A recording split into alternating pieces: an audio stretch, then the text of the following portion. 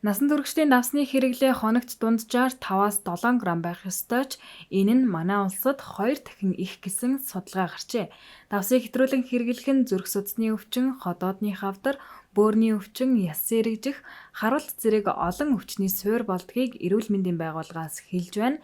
Давсны хэрэглээг багасгах зорилгоор жил бүрийн 3 дугаар сард давс хэтрүүлэн хэрэглэдэг дадал зуршлаас татгалзын ураатай аян өрнүүлдэг. Энэ жил тус аян энэ сарын 14-өөс 21 хүртэл үндэсний хэмжээнд үргэлжлэх юм. За жил болгоны 3 дугаар сарыг дэлхийн хэмжээнд давсны хэрэглээнээс татгалзын өдөр болгон тэмдэглэдэг байгаа. Тэгэд хүн төрөлхтөн давсыг маш их хэмжээгээр хэрэглэснээс болж халдвар тус өвчнөр бол үүсэх маш их эрсдэлтэй болж байгаа. Давс их хэрэглэх нь бол зөнхлөн тохиолдох халдвар тус өвчин болох цусны даралт ихсэх гол шалтгаан нь болдог. Мөн зүрх судасны өвчин, ходоодны хавдар, бөөрийн өвчин, ясны сэргэжилт, гуурсан хоолойн бактери өвчин зэрэг өвчнөр бол өвчлөх маш их өндөр эрсдэлтэй байгаа. Тийм учраас давсны хэрэглээг өдөрт 5-7 грамм хүртэл идэх ийм зорилттой бол Монгол Улсын засгийн газраас бол хэрэгжүүлж байгаа. Өдөрт хүн ер нь л манайх анх давсны хэрэглээг бууруулах энэ аяны хэмжээнд бол сүүлийн 3-4 жилийн хугацаанд бол давсны хэрэглээг бол маш бага хэрэгжилж байгаа. Өмнө нь бол манайх Монгол Улсын хүн амын давсны хэрэглээ бол өдөрт 10-аас 15 бүр баруун аймагуудаар бол бүр 20 грамм хүртэл давсыг бол идэж ирсэн. Энэ хөтөлбөрийг хэрэгжүүлснээр хүмүүс бас давсны ач холбогдлыг ойлгоод 5-аас 7 грамм давсыг л ерөнхийдөө дундаж хэмжээнд барьж сүүлийн 3 жилд барьж чадж байгаа. Энэ нь юунд дээр холбоотой юм бэ гэхээр манай бүсийн онцлогын эмчилгээний төвл ер нь энэ давсны сурчлагыг хийсэн хүмүүст ойлгуулад ингээд 3 жилийн судалгаа хийсэн үндсэн дээр бол ерөнхийдөө манай Орхон аймгийн хөдөлмөрчтэй давсны хэрэглээг 5-аас 7 грамм бол бас хүрч байгаа нь бол бас шайшилтай байгаа.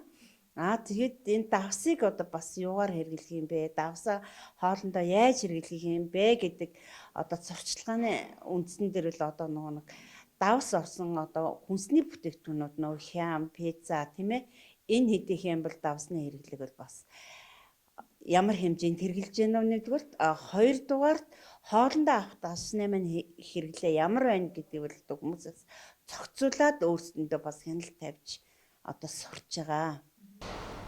Тус аяны хүрээнд иргэдийг жамц болон нуурын давс хэрэглэхийг эрүүл мэндийн байгууллагаас уриалж байна. Учир нь жамц давс болон нуурын давс нь натрийн агуулмж багатай, эрдэс бодис ихтэй хэмээн онцолж байлаа. Ерөнхийдөө бол давсны төрлүүд маш их олон байгаа. Гэхдээ хүмүүс нөгөө худалдаа аваад давс худалдаж авна шүү дээ. Гэхдээ эдгээр олон давснуудны нэг шашгуудыг үүсгэх хэрэгтэй байхгүй юу? Энэ давс хаана үйлдвэрлэсэн юм?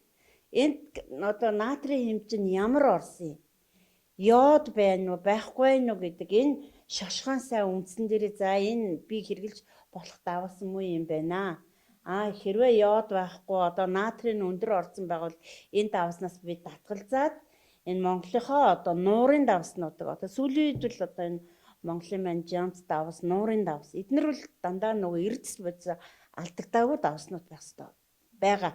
Тийм учраас бид нэр хятадд хэрэглэх үйлдвэрлэсэн тийм ээ маш их натртай эрдэс бодисгүй ийм давс авч хэрэглэжсэнд орвол Монголынхоо хөрсөнд дургасан энэ нуурын давснуудаас хуужаар энэ давснуудаа хэрэглэх юм бол бас бидний эрүүл мэндэд бас ач холбогдолтой байгаамаа.